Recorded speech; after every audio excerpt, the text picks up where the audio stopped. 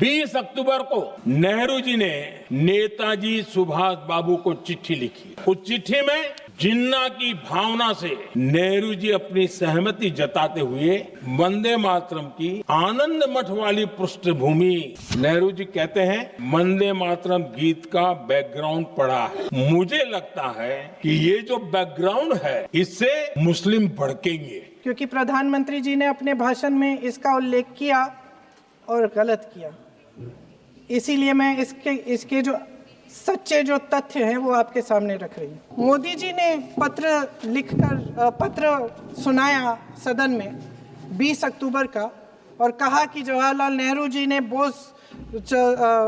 नेताजी को ये चिट्ठी लिखी और ये कहा कि इस पर चर्चा होनी चाहिए। उससे पहले 3 दिन पहले नेताजी सुभाष चंद्र बोस ने पंडित जवाहरलाल नेहरू को एक चिट्ठी लिखी थी जिसका जिक्र आपके प्रधानमंत्री ने नहीं किया। और इस चिट्ठी में सुन लीजिएगा,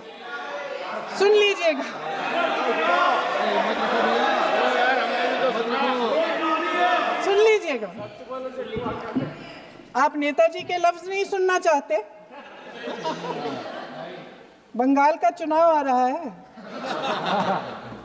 सुन लीजिए सुभाष चंद्र बोस जी ने क्या कहा। सुन लीजिए, my dear Jawahar, reference Vande Mataram. We shall have a talk in Calcutta and also discuss the question in the working committee if you bring it up there. I have written to Dr. Tagore to discuss this matter with you when you visit Santi Niketan. Please do not forget to have a talk with him when you visit Santi Niketan. ये 17 अक्टूबर को लिखी जाती है।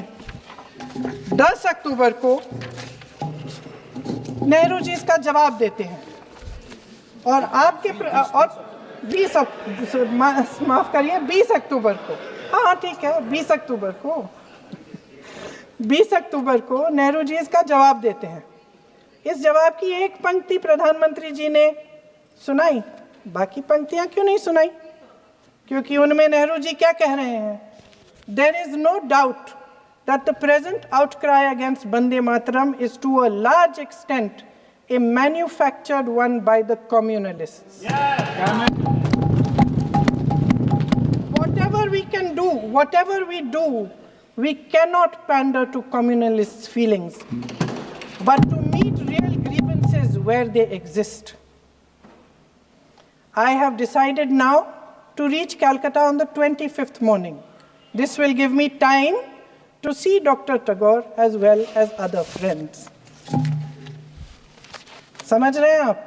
प्रधान चुप है तो समझ ही गए होंगे। फिर क्या होता है?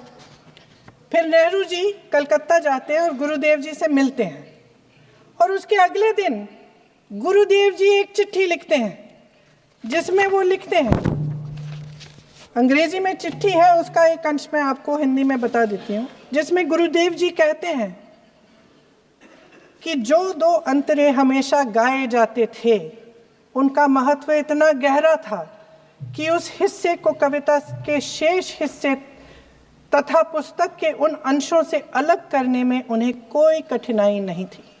उन्होंने ये कहा कि स्वतंत्रता संग्राम में हमेशा से वही 2 अंतरे ही गाए जाते थे और उनको गाते हुए कुर्बानी देने वाले सैकड़ों शहीदों के सम्मान के लिए उन्हें ऐसे ही गाना उचित रहेगा।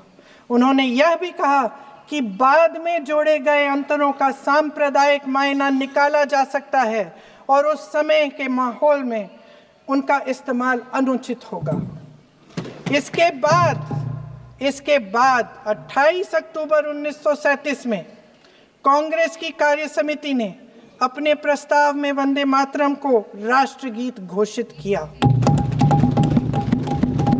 उन्हीं दो अंतरों को कार्य समिति की बैठक में महात्मा गांधी जी, नेताजी सुभाष चंद्र बोस, पंडित नेहरू, आचार्य नरेंद्र देव जी, सरदार पटेल जी, गुरुदेव रविंद्रनाथ टैगोर जी सब मौजूद थे। इस प्रस्ताव के ये सभी महापुरुष इस प्रस्ताव से सहमत थे। आगे क्या होता है ये भी सुना लूं।